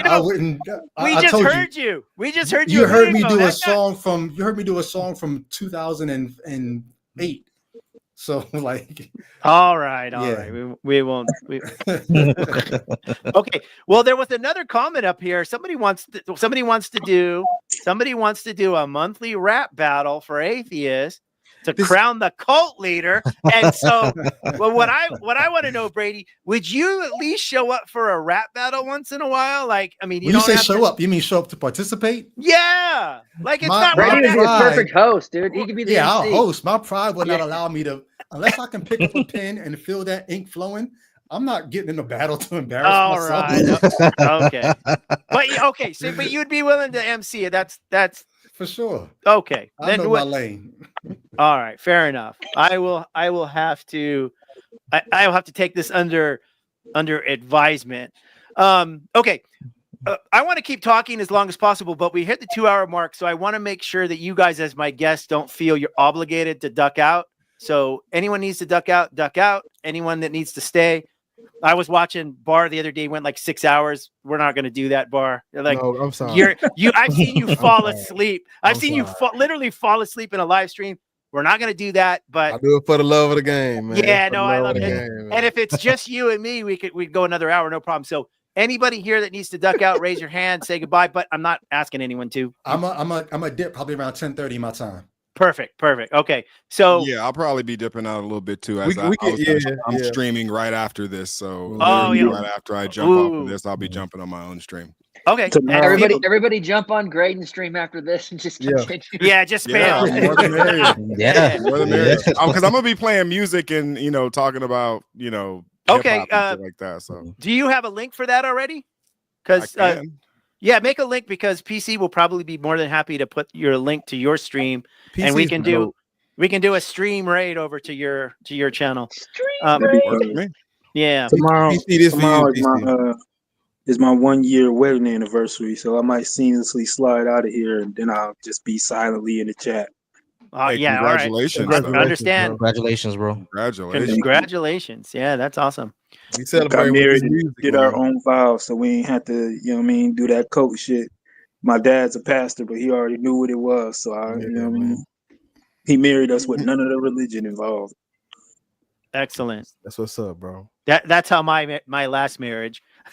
my last marriage was January 4th in the hospital room. Jessica was in a gown ready to go in the next day for a C-section, and my daughter Wow. called me and said, "Hey, if I'm going to be able to see my brother, he's probably going to need a passport, and with all the stuff going on in America, you guys need to be married before you pop out that kid." She told me this like on Friday. And I'm like, well, I don't know if we can get married that fast. And she's like, Dad, if you love me, you'll do it. And I'm like, all right. So Jessica called all her cousins and we got a government official to come to the hospital on Saturday. We did the ceremony and signed the papers. So we were legally married. So Steven is officially not a bastard, because I guess that's a bad thing to the Americans for getting your paperwork in America. And God knows how it's going to be I don't know. If Trump continues on this path, they'll probably deny him his citizenship because he's too Mexican or something. Who knows what's happening in America. But he is an official Mexican. We did the ceremony. He did his little thumbprint. It was super fun. And so that's cool. Damn, my last just to be crazy. clear, I thought you was talking about Trump was a Mexican, not the baby. Damn. Just to be clear, a C-section in Mexico is still cesarean. It's not a yes section. Just I wanted to make sure in case. Oh, a yes section. Well, they push C-sections down here just because it's easier on everybody and they can schedule it and they make more money. Mm-hmm. And that wasn't our original plan, but that got sidetracked when you had when the baby showed up. Well, no, but it wasn't that. The reason we did a C-section because he was 6 weeks premature. Like that wasn't a plan. It was like, holy fuck, we gotta. You have only a certain amount of hours to get the kid out, or it risks infection. And if this had happened in the olden days, they probably both would be dead. I mean, that's just the reality of what happened. But because of modern science, thank you, modern scientists, they were able to, do a ultrasound, check the amniotic fluid, and say, okay, no emergency, but we need to get the baby out of there within like 24 to 36 hours. And that's what we did. And yes, we went straight to the NIC, and Steven spent 2 weeks in there, which is the NIC is the worst place on the planet and the best place on the planet. It's the best place because it's saving your baby's life, and it's the worst place because you feel helpless and your baby's sort of suffering. But anyways, it all worked out, and he's going to be a drummer. I think that's my hope, or some kind of musician. I'm going to give him the opportunity to pursue his dreams. And his uncle won The Voice in Guadalajara, but Buck did some video work for Jessica's brother, and he won The Voice. He's got an amazing voice, and he's going to start giving Steven voice lessons pretty soon. So maybe not for a year, but he's got to say some words first. All right. Before I go on family history anymore, let's go back to the question I had about the line from that was the Jay-Z line about life ends. No, Jesus can't save you. Life starts where the church ends. So I'm singing this and other songs as a Christian. I got introduced as a Christian to Eminem, and I thought hip hop was this terrible non-music, and who would listen to that garbage, blah, blah, blah, blah, blah. I was very Christian and very conservative. Mm-hmm. And a coworker said, dude, you got to just listen to Eminem because the lyrics are you'll find the lyrics interesting. Now, of course, eventually I graduated where Eminem wasn't my favorite rapper. It was Drake. And then, of course, I evolved, and now Barr's my favorite rapper. Because he says, fuck Jesus, fuck God.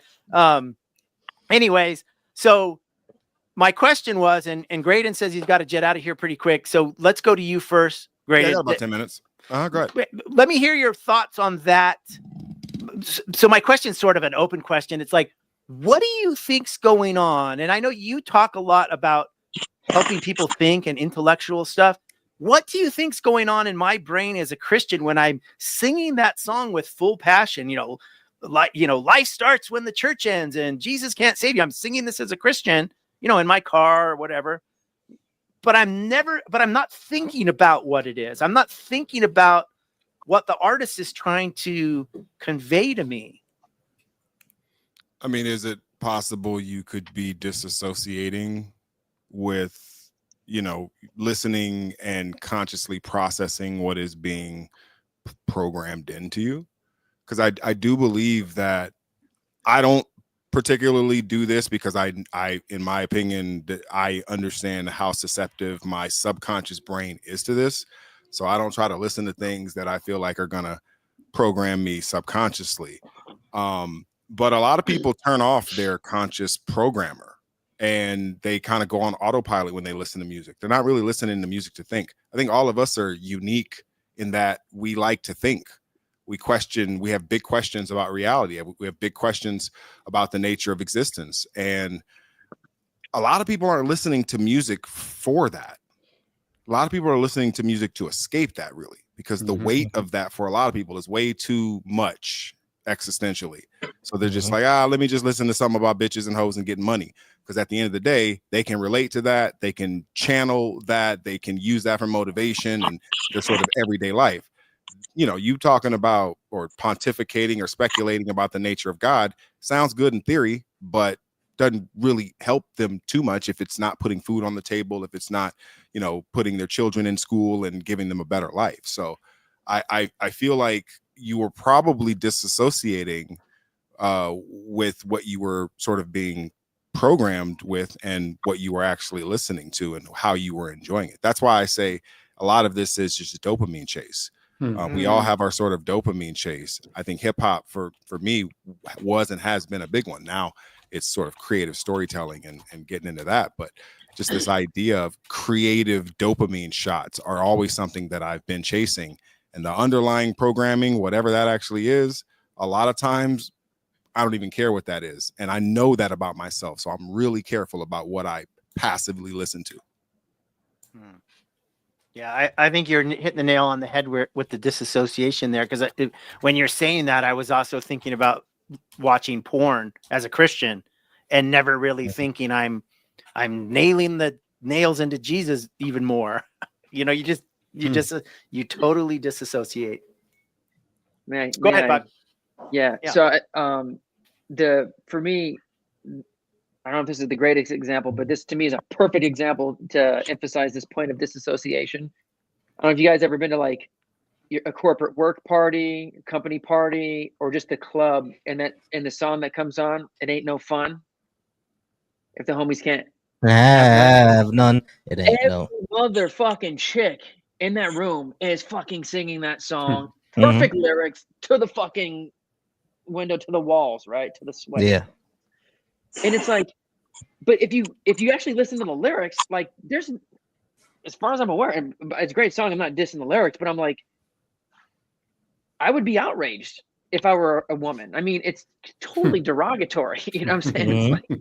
It's like Nate Dogg's verse, like, I'll call you when I want some, and then some of us are probably thinking about the Chris Rock comedy routine where he talks about rappers talking about bitches and hoes, and he asked the woman like, "Yo, how could you listen to that?" And her response is, "He ain't talking about me. He ain't talking about me." Yeah. Oh shit. Yeah. Well, there you go. Even I got holes in different area codes. Yeah. I mean, I'm looking around going like, all right. But I'll say this, Mike. I was still in the Christian community strong when that song came out. And so I know very many Christians who did not just hand wave away that line. There were people who were ready to use that as proof that Jay-Z was part of the Illuminati. There were other people who, even if they didn't buy that conspiracy, they still thought that line was over the line. And so I don't know why you might have been able to not take offense to it, but I know very many Christians who took that personally. Like that was a shot against them and their faith. A sign I was not a real Christian, I'm sure. Yeah, just like how They don't be taking it seriously enough. It's too. I don't think the Christians, a lot of them really even believe it. Because if they did, they would act different. Christians wouldn't know about Jay-Z and Little Kim and LL Cool J if they, if they really believed, if they kept the Sabbath holy and wasn't of the word and all the rest of the fucking Dr. Seuss in that book. They don't believe it or go by it at all. And it ain't just Christians either. It's the Muslims. It's all. Yeah, You I, know, I remember when I was in the church, just like how Be Good said, like Jay-Z and Beyonce being devil worshippers and part of the Illuminati was a huge thing. A huge thing, you know what I mean? Like almost every single Sunday, people will be telling us, Jay-Z is spreading demonic messages through the lyrics. I remember when YouTube first came out. This was during the years when YouTube first came out, and there were pastors putting their whole sermons on YouTube. Back then it was only 10 minutes, so I would see like 7 parts of their entire sermon. You know what I mean? Trying to play Jay-Z lyrics in reverse, and he's saying, he said 666 murder Jesus, and I'm like, bro, you're just playing something backwards. You know what I mean? Back then I was very, very skeptical about all that. And I remember when Beyonce had her alter ego, Sasha Fierce, and they were like, oh, Jay-Z introduced her into the demonic realm and Sasha Fierce is now like a satanic succubus. Right, talk about that spirit cooking and all that. There's a whole rabbit hole you can go down with that conspiracy theory. Yeah, exactly. And I was all like, man, y'all. Even when I think that was during the time in my Christian faith where I was like, yeah, there are a lot of people in this that are insane, bro. Because what the hell are y'all talking about? It's just a song, it's just a song. But everyone, back then they were on a Rebecca Brown kick. I remember Rebecca Brown was a woman who came out with a very, very popular book and said that, Pokemon was Satan, Digimon is Satan, yoga is devil worship, all that. She was on all of that, and that spread. Yu-Gi-Oh, anime, and like all of that was the devil and Satan. Vegetarianism, she even put that on the list. You know what I mean? So it was really big in these communities to spread that. I think she even came to my church, and I'm like, y'all, this woman is insane. She has problems. She literally said that someone opened up her brain and they saw demons dancing around in it. She is insane. Why are we listening to this woman? You know what I mean? But it spread throughout the community, and I think that was the first time I became very, very concerned of Black people believing in anything, or like being in Christianity and believing in being gullible to believe in anything. It really concerned me. I think that's probably what kickstarted my entire deconstruction journey. Just that entire era was like no one's being skeptical about this. This woman literally said that there's demons dancing in her brain. Y'all believe that? You know what I mean? So. Wow. It really, so that was a big thing back then, especially Jay-Z being Satan, a wizard man, I read that book, and the advice, and the best advice in that book is, if you're ever fighting with the werewolf, don't shoot it and kill it, because it'll change back into a human and you'll get arrested for murder. that whole thing was just totally insane, totally crazy. Pretty good. That whole era was insane. I remember my mom telling me that if she had heard this from like Pat Robertson, if you play some music backwards, you're getting a demonic message. And of course it's of course it had to, how else could you explain it? Like, it's Satan, obviously. It's totally Satan. There was a lot of bizarre stuff. I was just thinking, thinking about stuff we sing, going back to what Graydon said about sort of like disassociated. I remember one time singing a song, you and me together fighting for our love. And it was super popular on the radio. And my brother pointed out to me one day, because my brother wasn't a Christian. He deconstructed very early. He said, you realize that song's You and Me Together Fighting for Our Love this is a gay artist, and he's talking about sex with a man and stuff. I'm like, really? Like, I didn't know what I was singing. And because you just don't think it's got the lyrics are cool and the beat's cool and it's on the top 40. Back in my day, I'm much older than all of you, I think, by a lot. Our family was not wealthy. Like I didn't own cassettes at the time. You know, when I was a teenager, CDs that I don't even think they just barely come out maybe in the early 80s. I didn't own that. If I wanted to listen to music, I was on Kiss FM. Like that's how I couldn't afford anything else. So it's definitely a different era.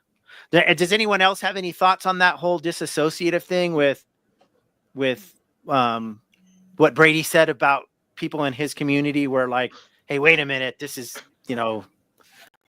he's part of the Illuminati, this is satanic, or, he's trashing Jesus.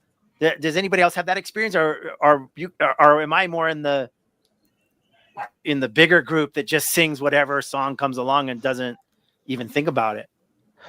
I mean, a lot of kids in my church were disassociating, just like how Grayton said.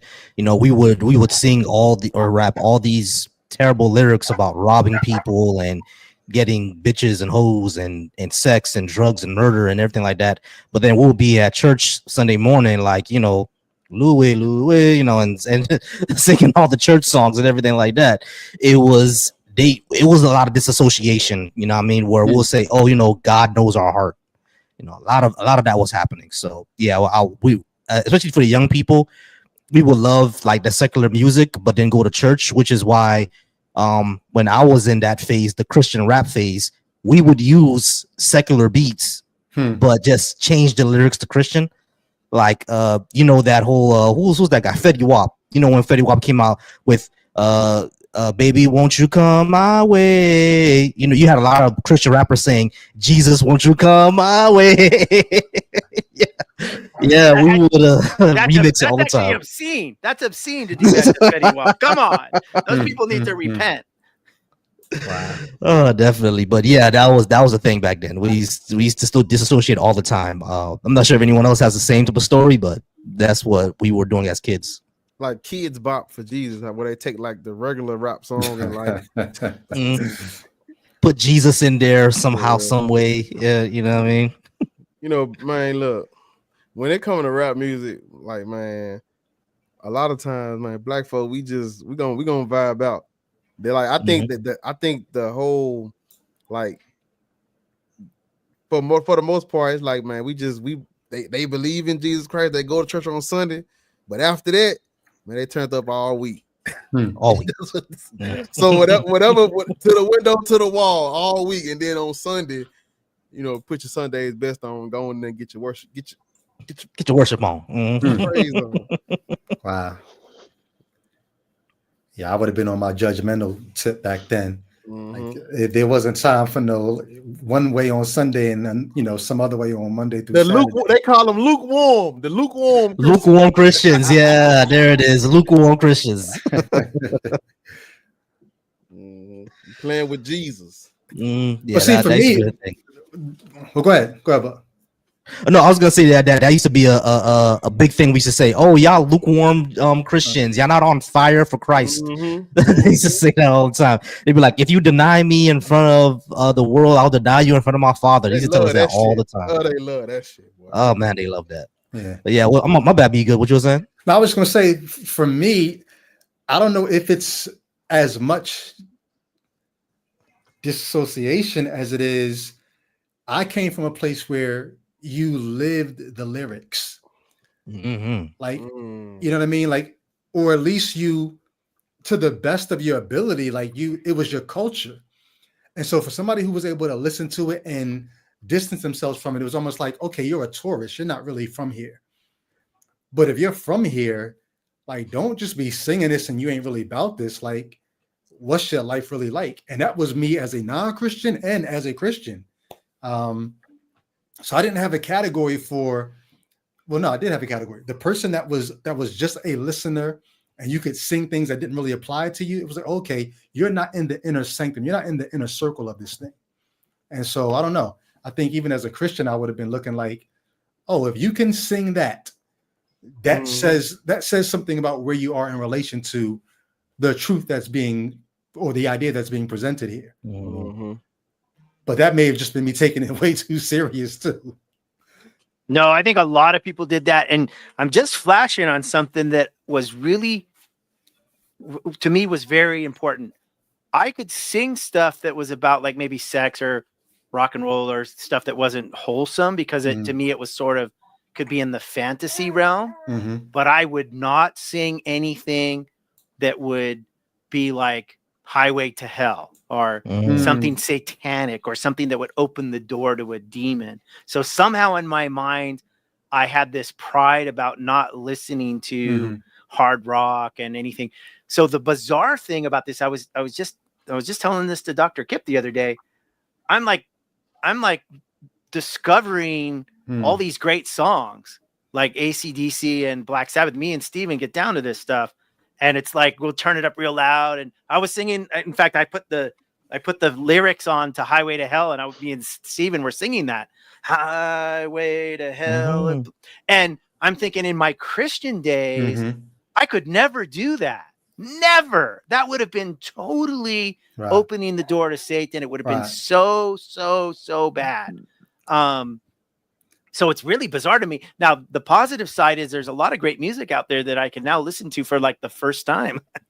There's stuff that I'm listening to now that I would have never listened to as a Christian. I'm curious. I know Graydon's got to get ready to go, and so do I. But Graydon, a minute ago, you talked about even today not listening to certain things because you don't want to dwell on certain things.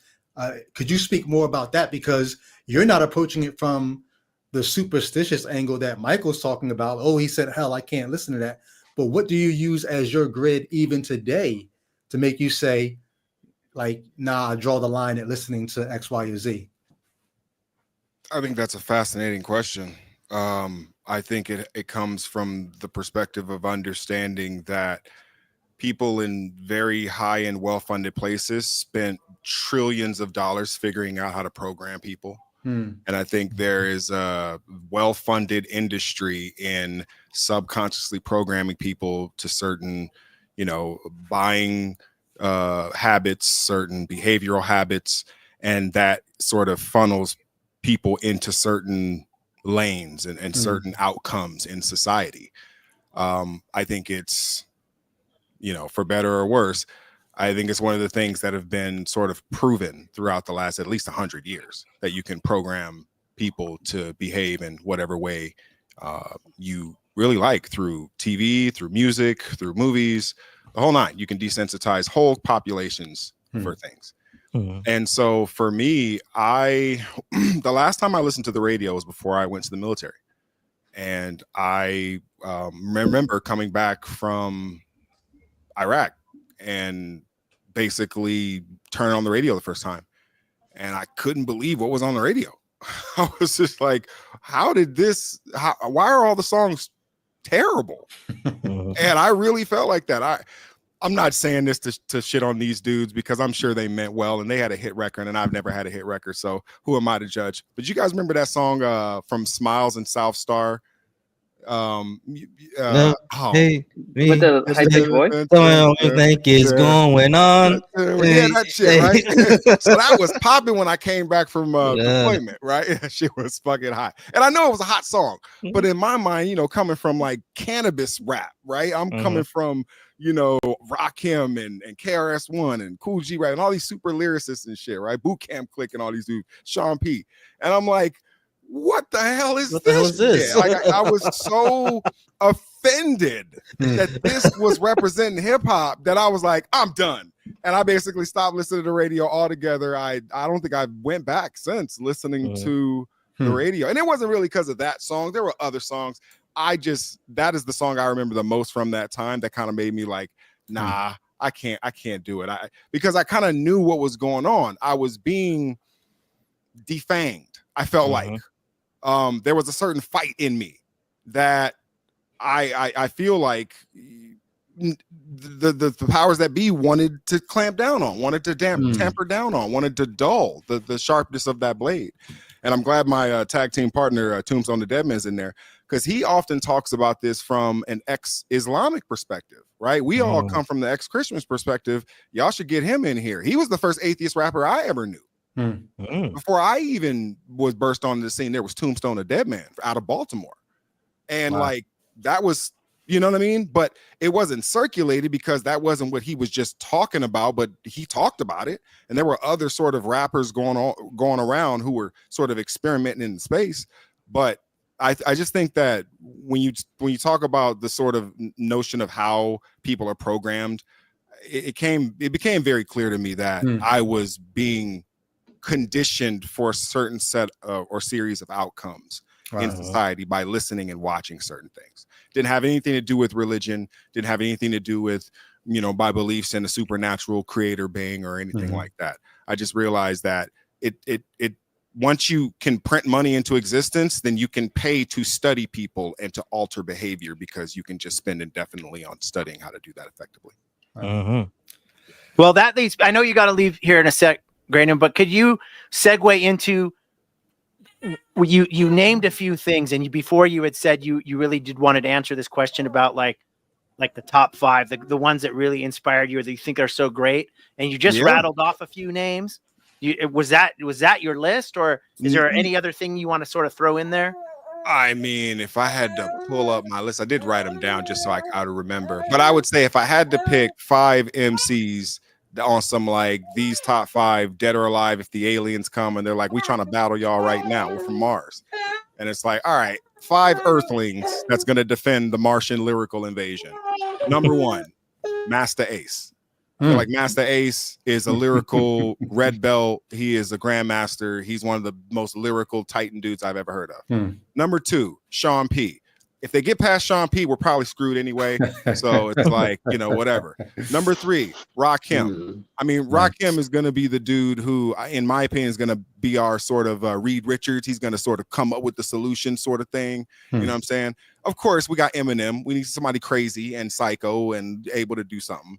And then MF Doom, right? Like, how are you going to get past Doom? So those 5 against the Martian or the Venus or the Pluto lyrical invasion, I got those 5 dudes against really anybody. And I know there's a lot of fans of a lot of people out there. I'm not disrespecting them by not having them on that list or nothing like that. But I feel like if you ask me my life on the line, lyrical dudes that I just know can absolutely annihilate from opening to end game, it's those guys. Nice. Nice. Excellent. Hey, has PC put in the link to the stream that you're going to? You said you're going to do some singing songs. Put it in there. Yeah. Okay. Well, yeah. I was actually going to probably continue the hip hop conversation over there. I mean, talking about top 5 kind of got me motivated. And yeah. Okay. So what I'd like to do, because my baby's getting crazy here, I would like to send the whole audience, everybody here, over to raid your stream, and we can shut this one down in a few minutes. So, everybody, let's close this down with a word of prayer. With a prayer, yeah. I know. With a prayer, dear, you're going to pray to Stephen. Dear Stephen, grant us our wishes. We love you. You're the perfect baby. You're sinless. You're perfect. Yeah. So if you want to go next, Brady, you want to throw out? It doesn't have to be 5, but some of the top lyricists or people that you think this is are a hip hop conversation. It at least has to be top 5. So I'll rattle off my top 5. And my list changes, which I think most people's list changes from week to week. But my top 5 would be Royce the 5'9", a guy named Pep Love from the Hieroglyphics, Rakim, and then my last 2 slots would probably be maybe Busta and Redman. So that's a great list. Yeah, it's a very good list. Excellent. Bar, you want to be up next? So I'm thinking about, I've been thinking about this the whole time. And so for me, I want to do like these not my top 5 greatest rappers of all time, but this is like, if you sat me down and said like who do you listen to on a daily basis, or like what actually like drives you to rap, I'm gonna say these 5 just because these are the ones that's like my style, kind of like, it's like you can hear bits and pieces of them when I rap. So it's not no particular order or nothing like that. I'm just, yeah. So number 1, It's Lil Wayne. He is in my actual all-time top 5, but like this is one of my biggest inspiration because I'm a mixtape baby. I listen to all the dedications. I mean, front to back, back to front. So yeah, all dedication. Lil Wayne, and I know Lil Wayne is number 1. Number 2, because I'm from down south, I'm from Memphis, I gotta go Young Dolph. Just because I grew up watching him. He's from the same neighborhood as me, so I say Young Dolph. Number 3 is, of course, the what they call it, the one that took the throne once Young Dolph passed away. I'm gonna say Key Glock, number 3. Number 4 is my original partner in crime. He would have been here with us tonight. Blatant Blatant. That's who literally got me into rap. This exact same thing happened where like I met him on a stream, and then I was like, "You ever thought about doing music?" He was like, "I know how to rap." And I said, "Well, I'm gonna do this, and I'm gonna sing you." And I literally started rapping. We started rapping at the same time, and like I gotta put him on the list as well, like because I literally listen to him, and that like motivates me to keep going. So I got Blatant Blatant, and the 5th one is I said Lil Wayne, Young Dolph, Key Glock, Blatant, and number 5 is It's always hard. Yeah.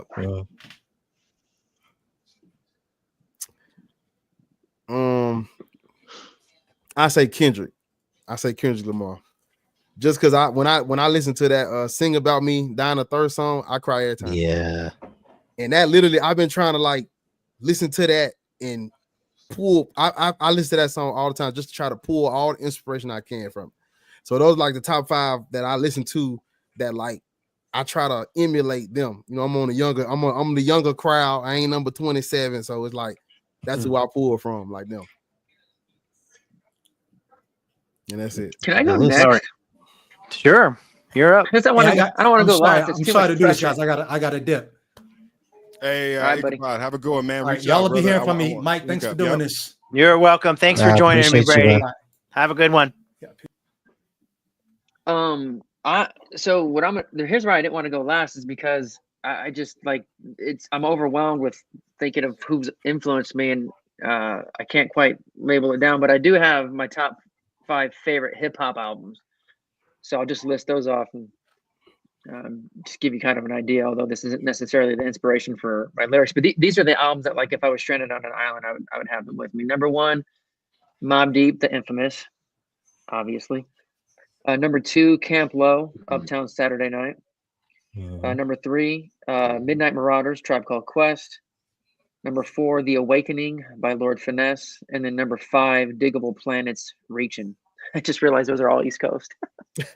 That's a good list. Those are dope albums. Yep. I've been trying to get more into my East Coast. Yeah, no, not bad at all. So Lord Finesse, especially on the production, that guy is definitely probably one of my favorite producers for sure. Havoc, obviously. All right, cool. All right, Brain Freeze or Passage. Which one of you all wants to go next? I'll go. I'll do it. I would say my top 5. These are the ones that the lyrics of people that I can remember the most. I think because they struck me and they stay in my head a lot. I will go with Nas. SD Nas. I'm surprised no one has said him yet, but Nas, Andre 3000. Like Outkast is they're stamped legendary, and like Andre 3000. I would say Big Boy is a great rapper, and I'm never gonna say Big Boy is not a good rapper. He's a great rapper, and people sleep on him. But I think Andre 3000 is just like on a huge level. I'm also gonna say Lil Wayne. Yeah, I mean, I was listening to Carter 1, Carter 2, Carter 3, all the dedications to just today. I Can't Feel My Face. I've been listening to all of them. Yeah, I mean, I'm also gonna say Lil Wayne. The first person that I even remember was Pac, so I got to put Pac on my list. Not just as a rapper, but just as an artist overall. Yeah, I mean, I think Park was an artist. And the last one, I would say, yeah, just like how the last one is always hard. Yeah, the last one is always hard. I would say it's a tie between Kendrick and Lupe Fiasco. The two. Those are two of my favorites. It used to be J. Cole, but you can't buy out of battles, bro. You can't bow out of battles, J. Cole. So now, yeah, I gotta take you up my top 5. But between Kendrick and Lupe. All right, sounds good. Last but not least, Passage. I'd say Papoose. Papoose. Let's see who else. GQ. Last one. There, Sean Price. Like one of my absolute favorites of all time.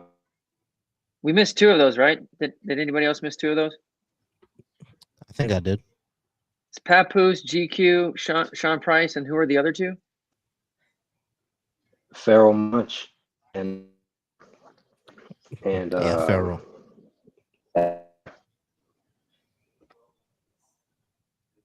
Who's the last one? you faded out on the last answer. It's a mystery. It's a mystery. Elzai. Oh, Elzai. Elzai's okay. Oh, Elzai. Yeah. Elzai's dope. Well, gentlemen, I can't thank you enough for joining me tonight. This has been amazing. I know there's a lot of fans out there. A lot of people were happy to see this group get together, and so I was glad to be part of helping to bring it together. Go over, if you guys still want to continue this discussion, over to Graydon Square's channel. Jump on over there and give him some love. Continue the talk. Audience, thank you all so much. Thanks for sub to all the different channels. Everybody, we're shutting this one down. Adios, everybody. Peace. Peace. Love.